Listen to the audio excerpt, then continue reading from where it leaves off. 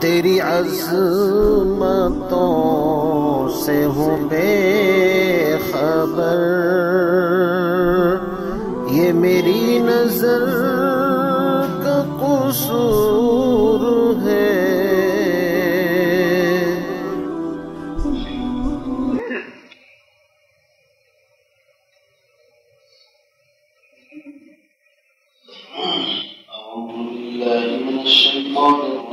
بسم الله الرحمن الرحيم.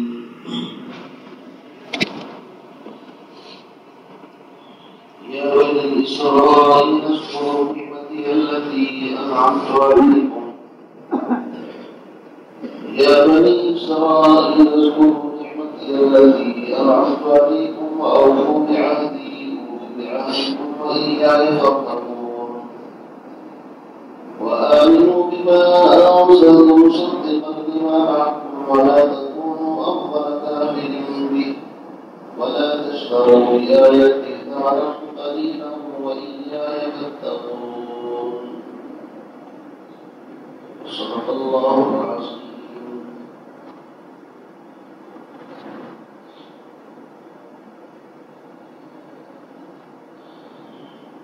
آیت نمبر 39 سورۃ البقرہ.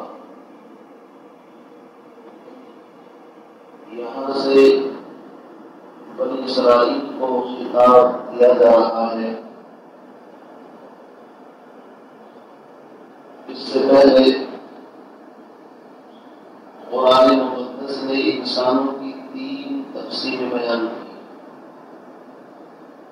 سب سے پہلی 5 آیات میں ان لوگوں کا ذکر فرمایا الذین یؤمنون بالغیب سے، جو متقی ہیں، ہدایت یافتہ ہیں، جن کی 6 صفات قرآن میں بیان فرمائی.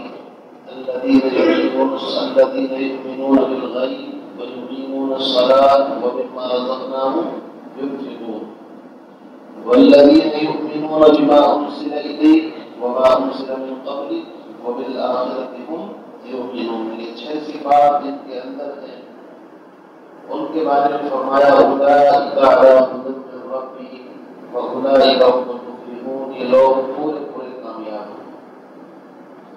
اس کے بعد 2 آیات میں اللہ رب العزت نے ان لوگوں کا ذکر فرمایا جو ازلی اور ابدی اعتبار سے کفر کے اوپر زندگی گزارنے والے.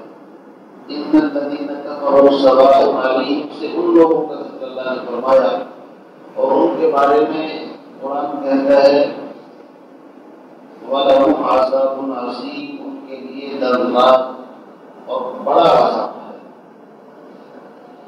اس کے بعد 13 آیات میں ان لوگوں کا ذکر فرمایا جو کھلے کافر نہیں تھے لیکن کفر زندگی کے اندر تھا، چھپ کر کے کفر کرتے تھے، جس کو منافق کہا جاتا ہے. ایمان والوں کے پاس آتے تو قالوا آمنا، اور جب اپنے گروہ انصاروں کے پاس جاتے وَإِذَا خَلَوْا إِلَىٰ شَيَاطِینِهِمْ قَالُوا إِنَّا مَعَكُمْ، ہم تمہارے جیسے ہیں، تمہارے ساتھ. وَمَا هُمْ بِمُؤْمِنِينَ، ہم ایمان والے نہیں. تو 13 آیات میں اللہ رب العزت نے منافقین کا تذکرہ فرمایا.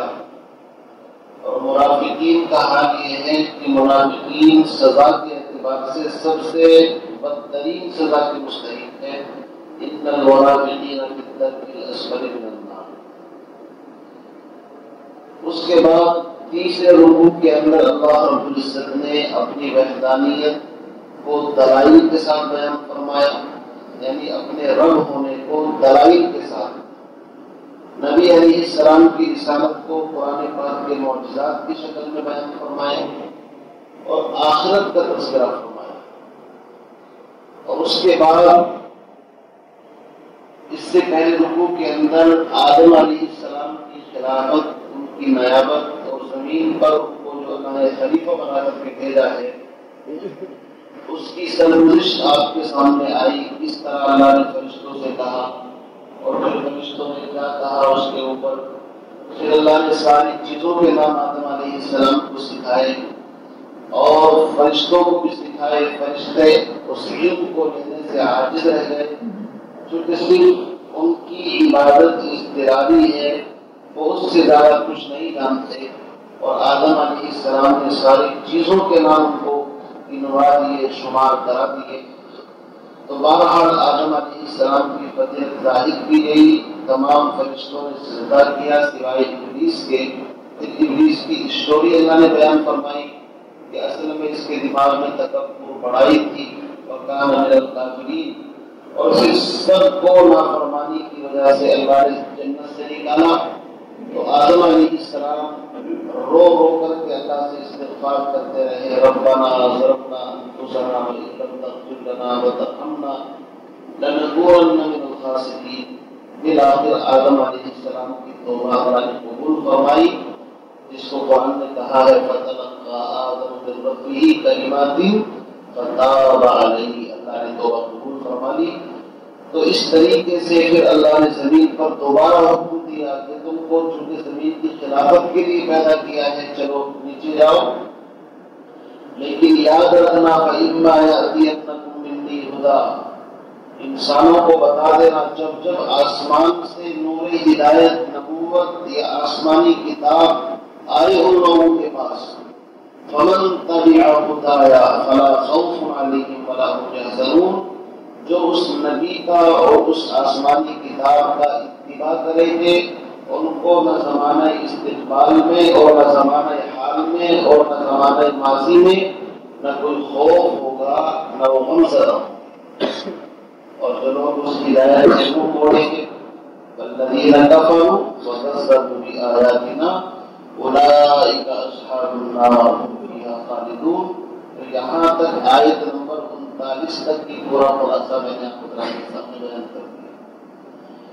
اب یہاں سے پہلے رکوع کے اندر اجمالاً اور اس رکوع کے بعد پھر تفصیل سے تقریباً اور پارے تک یا اس سے بھی آگے تک اخیر تک بنی اسرائیل کا ذکر ہے۔ بنی اسرائیل کون ہے، ان کی حیثیت کیا ہے، ان کا مقام کیا ہے، میں تھوڑی سی روشنی اس کے بارے میں ڈال دوں تاکہ پھر آپ کو آئندہ چل کر کے الجھن نہ ہو کہ بنی اسرائیل سے ہے کون مراد۔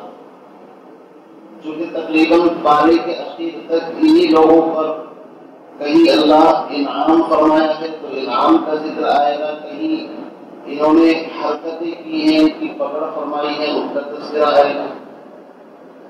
یاد رکھیے جس وقت قرآن پاک نازل ہو رہا تھا اس وقت قرآن کے مخاطب اور نبی علیہ السلام کے جو ڈائریکٹ مخاطب تھے وہ 3 طرح کے لوگ تھے۔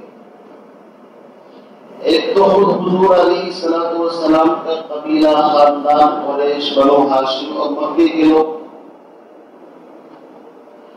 یہ سیدنا حضرت ابراہیم علیہ السلام کے جو فرزند تھے حضرت ہاجرہ سے حضرت اسماعیل علیہ السلام، ان کی اولاد میں سے۔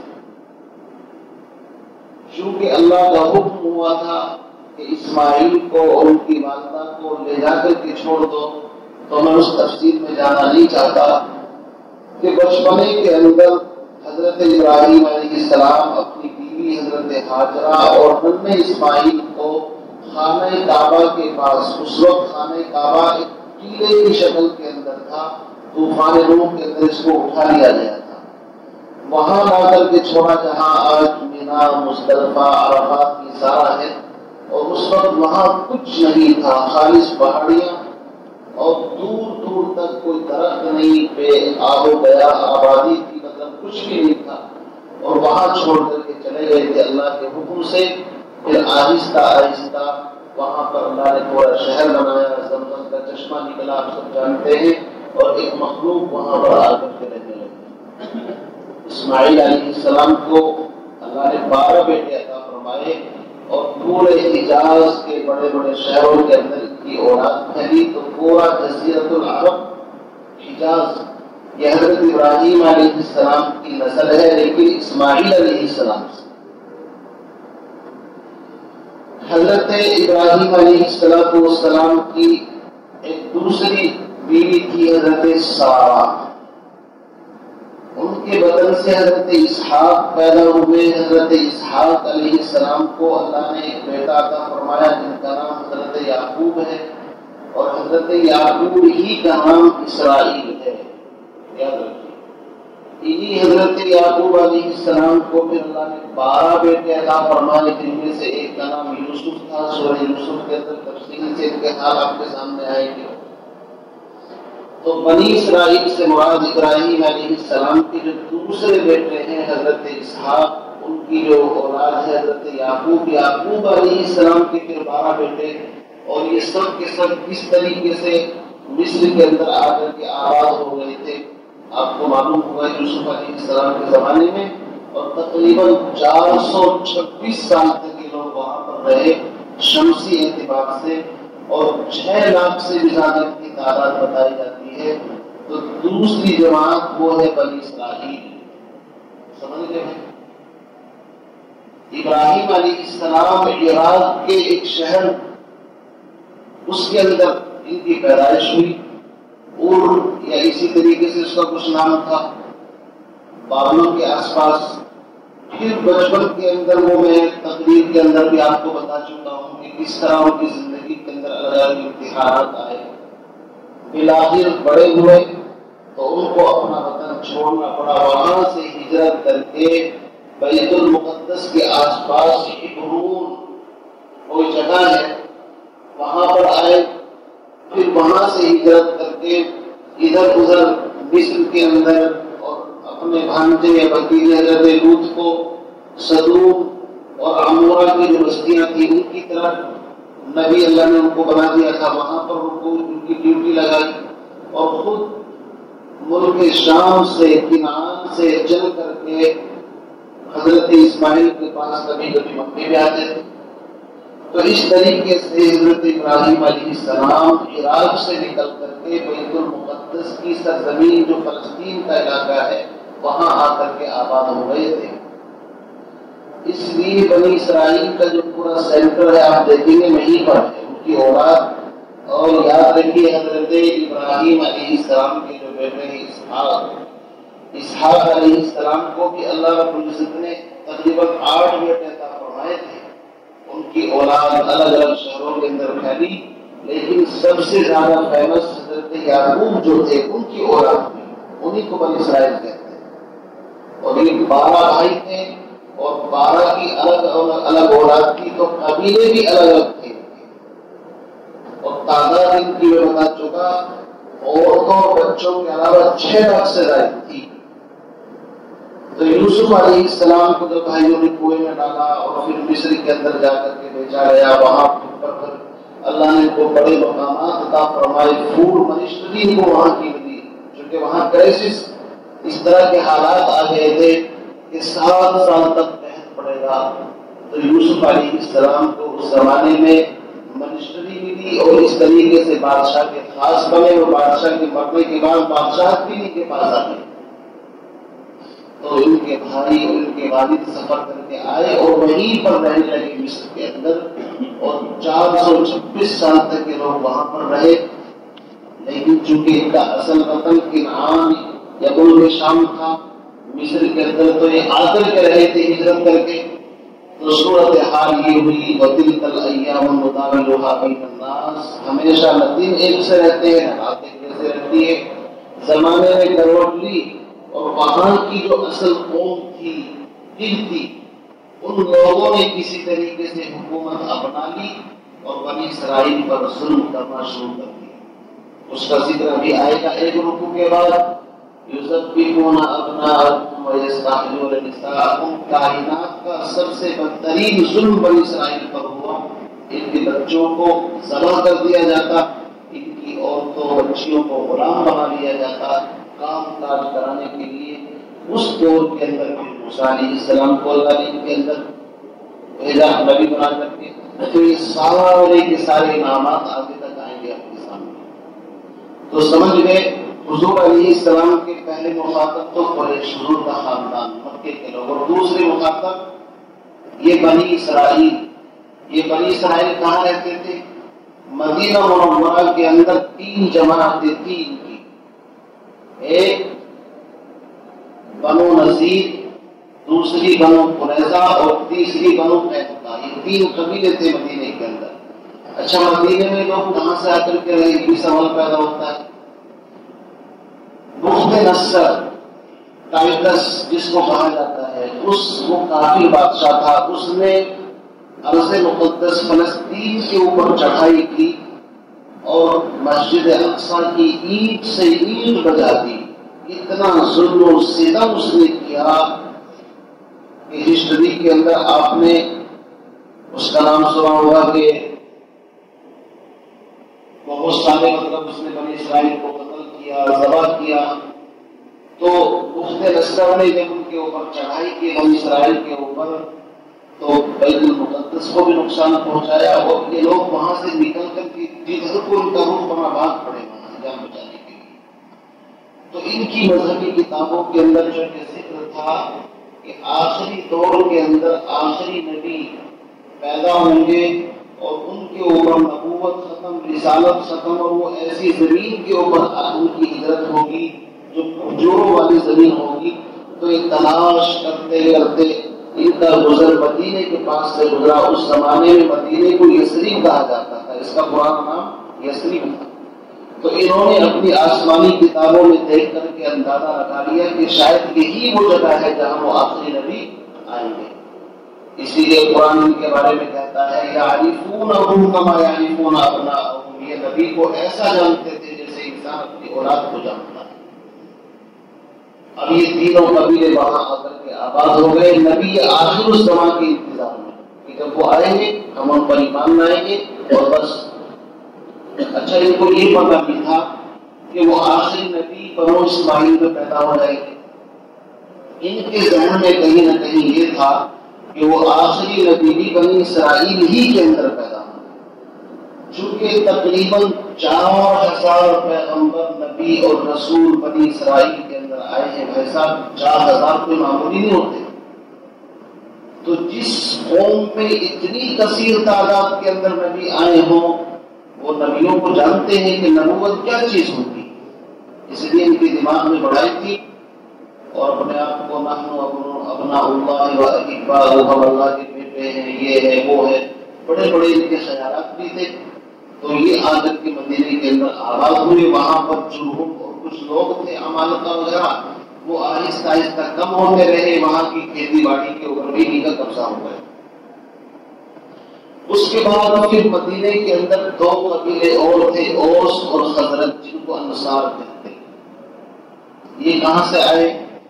یمن کے اندر ایک مرتبہ کچھ حالات خراب ہوئے، یہ 2 قبیلے وہاں سے نکلے اور ہجرت کر کے مدینے کے اندر آباد ہو گئے۔ یہ دونوں مشرک تھے، بت پرست۔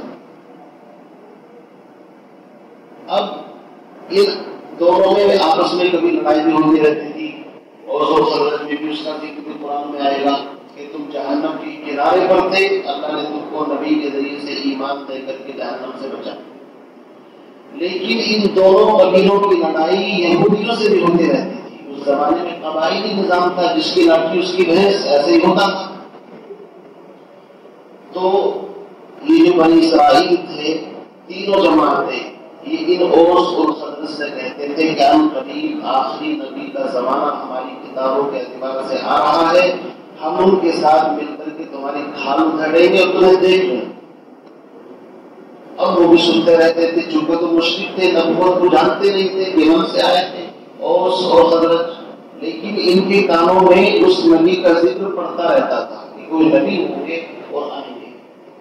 اب زمانے جاہلیت میں جب لوگ حج کے لیے جاتے تھے تو جاتے تھے خانہ کعبہ، ساری دنیا جاتی ہے، آج بھی جاتی ہے۔ تو مدینے کے کچھ لوگ اوس اور خزرج میں سے حج کے زمانے میں چاہے تجارت کے لیے گئے ہوں، چونکہ تجارت کی منڈیاں بھی لگتی تھی، دنیا بھر سے لوگ آتے تھے، اور چاہے حج کے لیے گئے ہوں، اس دور میں انہوں نے سنا مکے کے اندر کوئی آدمی ہے جس کا نام محمد ہے اور وہ نبوت کا دعویٰ کیے ہوئے ہے، اور لوگ ان کے ہاتھ پر چھپ چھپ کر کے ایمان لا رہے ہیں۔ تو انہوں نے کہا کہ بھائی کہیں یہ وہی نبی تو نہیں ہے جن کے بارے میں یہودی بتاتے رہتے ہیں، اور ایک کام کرو، ایمان لانے میں پہل کر لو، کہیں ایسا نہ ہو کہ وہ ہم سے پہلے ایمان لے آئے۔ دشمنی ایسی چیز ہوتی، ان میں تقریباً 4-5 لوگ مسلمان ہو گئے۔ انہوں نے جا کر کے مدینے میں ذکر کیا، آئندہ سال اور آئے، تقریباً 10-12 کے قریب مسلمانوں میں، اور ان لوگوں نے حضور علیہ السلام کو دعوت بھی دے دی۔ جب انہوں نے دیکھا مکے کے اندر لوگ ان کو ستاتے ہیں، ان کی بات سننے کو تیار نہیں، قبیلہ بڑا اونچا ہے، قریش سے ہیں، ہمت تو ہے نہیں کسی کے ہاتھ ڈالنے کی، لیکن ستاتے ہیں لوگ، تو انہوں نے کہا آپ آئیے کھل کر کے وہاں پر کام کریے۔ اسی لیے ان لوگوں کا لقب انصار پڑا، نصرت مدد کرنے والے، اور یہ لقب ایسا ہے کہ جب بھی صحابہ کا نام آتا ہے مدینے کے اوس اور خزرج کا تو ان کو انصاری کہا جاتا ہے، نصرت کرنے والے، نبی کی مدد کرنے والے۔ تو اس طریقے سے گویا کہ 3 جماعتیں تھی۔ ایک جماعت تو وہ جو حضور کا خاندان قریش، بنو ہاشم، مکے کے لوگ، بنو اسماعیل، اور دوسرے مخاطب وہ تھے مدینے کے اندر جو بنی اسرائیل، ان کی 3 جماعتیں تھی، بنو نذیر، بنو قریظہ، بنو قینقاع، اور تیسرے مخاطب قرآن پاک کے اوس اور خزرج تھے۔ اس کے علاوہ ساری دنیا کے انسان قرآن کے مخاطب ہیں، سمجھے؟ تو بنی اسرائیل جو ہے یہ حضرت یعقوب علیہ السلام کا نام اسرائیل ہے۔ اسرا اس کے معنی آتے ہیں، ایل کے معنی اللہ اور اسرا کے معنی بندہ، یعنی اللہ کا بندہ، جیسے عبداللہ کہتے ہیں عربی زبان کے اندر۔ تو اللہ یہ فرمانا چاہتا ہے تم تو اللہ کے بندے کی اولاد ہو جس نے اللہ کے سامنے سرنڈر کر دیا تھا، تو جب باپ نے اس طریقے سے اللہ کے حکموں کو مانا، تم اولاد ہو کر کے کیوں نہیں مانتے؟ جیسے کسی کو کہا جائے یار تمہارا باپ تو بڑا عالم تھا، تو تمہیں تو علم کی جستجو کے اندر رہنا چاہیے، تمہارا باپ بہادر تھا تو تم بزدل کیسے ہو گے؟ جب تمہارے باپ اللہ کے سامنے، اسی لیے یہاں پر یعقوب نہیں کہا بلکہ اسرائیل کہا، اس میں اشارہ ہے ان کی فرمانبرداری کی طرف۔ جیسے کسی کو عبداللہ کہا جائے اللہ کا بندہ، تو میری اس تقریر سے، گفتگو سے شاید آپ کی سمجھ میں آ گیا ہوگا کہ بنی اسرائیل سے کون لوگ مراد ہیں۔ حضرت یعقوب علیہ السلام کا لقب بنی اسرائیل ہے، اور 5 نبی ایسے گزرے ہیں تاریخ کے اندر یہ جن کے ڈبل نام ہے۔ ایک تو ہمارے نبی، ان کا نام محمد بھی ہے، احمد بھی ہے۔ حضرت یعقوب علیہ السلام کا نام اسرائیل بھی ہے اور یعقوب بھی ہے۔ اسی طریقے سے حضرت عیسیٰ علیہ السلام کا روح اللہ بھی ان کو کہا جاتا ہے اور عیسیٰ مسیح بھی کہا جاتا ہے۔ اسی طریقے سے حضرت الیاس، ان کو ذوالکفل بھی کہا جاتا ہے، الیاس بھی ان کا نام ہے۔ تو اس طریقے سے تقریباً 5 پیغمبر ہیں، 5 نبی ہیں جن کو اللہ رب العزت نے 2 نام، اسی طرح حضرت یونس علیہ السلام ہے، ان کو ذوالنون بھی کہا ہے، مچھلی والے، چونکہ مچھلی کے پیٹ میں چلے گئے تھے، اور ان کا نام یونس بھی ہے۔ بہرحال اب قرآن ان کو مخاطب کر کے کہتا ہے کہ تم اہل علم ہو، پڑھے لکھے آدمی اگر کسی بات کو مان لے تو ان پڑھ لوگوں کے لیے ماننا بڑا آسان ہو جاتا ہے کہ اگر پڑھے لکھے اس بات کو تسلیم کر رہے ہیں تو اس کا مطلب یہ ہے اس کی کوئی نہ کوئی حقیقت ہے، سچائی۔ تو جب حضور علیہ السلام ہجرت کر کے مدینہ آئے تو ظاہر بات ہے اگر مدینے کے یہ 3 قبیلے آپ کو تسلیم کر لیتے تو دور دور تک اس کے اثرات پہنچتے کہ واقعی یہ سچے نبی۔ لیکن جیسے ہی ان کو پتا چلا، اوس اور خزرج نے بازی مار لی، یہ پہلے ایمان لے آئے، اور ان کو پتا چلا یہ بنی اسرائیل میں سے نہیں ہے، یہ تو خاندان بنی اسماعیل میں سے ہے، تو خاندانی عصبیت بڑی خطرناک ہوتی ہے۔ گاؤں کے اندر آپ نے دیکھا ہوگا جو الیکشنوں کا چکر ہوتا ہے کہ وہ فلاں خاندان سے ہے، یہ فلاں خاندان سے ہے، تو انسان اپنے ہی کو ووٹ اور سپورٹ کرتا ہے، چاہے وہ کتنا ہی غلط کیوں نہ ہو، دوسرے کو نہیں دیتا، حالانکہ چاہے وہ نیک بھی ہو، جو خاندانی عصبیت ہوتی ہے۔ تو بنی اسرائیل بھی اسی خاندانی چکر میں پڑ گئے کہ بھائی ان کو ماننے کا مطلب یہ ہے کہ ہماری جو چودراہٹ ہزاروں برس سے قائم ہے، ہم نبیوں کی اولاد ہیں، نحن ابناء اللہ و احباؤہ، لوگ ہمیں چڑھاوے اور پتہ نہیں کیا کیا، مطلب کیونکہ ان کا تقدس تھا، اہل علم تھے، تو انہوں نے سوچا اگر اس نبی کو ہم نے مان لیا تو پھر یہ ساری نظر و نیاز اور یہ سارے جو انعامات اکرامات ہیں، یعنی دنیاوی نفع، یہ ہم سے جاتا رہے گا اور ہمیں ان کی ماتحتی میں رہنا پڑے گا، اسی لیے دنیا کی محبت یاد رکھنا، اللہ کے نبی نے فرمایا کہ سب سے خطرناک چیز لکل امت فتنہ و فتنۃ امتی المال، میری امت کا فتنہ ہی مال۔ اس مال کی وجہ سے اور لالچ کی وجہ سے وہ لوگ بہت کم مسلمان ہوئے۔ چند لوگوں کے نام آتے ہیں جن میں سے حضرت عبداللہ ابن سلام کا نام آپ نے سنا ہوگا، کعب احبار کا نام سنا ہوگا، انگلیوں پر گنے جا سکتے ہیں، لیکن اکثر لوگ حضور علیہ السلام کے ہمیشہ مخالف رہے، اور منافقین کی ایک بڑی تعداد انہی لوگوں میں سے تھی، ان میں سے جو تین جماعتیں تھیں مدینہ منورہ کے اندر۔ اس لیے اللہ رب العزت نے ان کو اپنے انعامات یاد دلائے، چونکہ انعامات یاد دلانے کا مقصد یہ ہے تاکہ منعم جس نے انعام دیے ہیں اس کا احسان مانے۔ اور عجیب بات میں آپ کو کیا بتاؤں، یہاں پر قرآن پاک بڑی عجیب کتاب ہے، اصل میں ہم تو اس کے الفاظ بھی صحیح طریقے سے نہیں پڑھ پاتے، اس کے اندر ہوتے تو کیا لگائے۔ قرآن پاک نے بنی اسرائیل کا جب ذکر کیا تو نعمتوں کو پہلے یاد کیا اور نعمتوں سے منعم کی طرف رخ موڑا ہے، لیکن جب حضور علیہ السلام کی امت اور حضور کا ذکر فرمایا تو قرآن میں ہے فَاذْكُرُونِي أَذْكُرْكُمْ، تم مجھے یاد کرو میں تمہیں یاد کروں گا۔ یہاں پر منعم سے نعمتوں کی طرف رخ موڑا گیا ہے، اور منعم افضل ہے نعمتوں کو دینے والا۔ نعمتیں تو بعد کی چیز ہے، اصل چیز تو نعمتوں کا دینے والا ہے۔ تو بنی اسرائیل کو اللہ نے نعمتیں دی، پہلے نعمتوں کا ذکر فرمایا اور ان نعمتوں کے حوالے سے اپنا تعارف کرایا کہ یہ نعمتیں میں نے دی ہے، مجھے مانو۔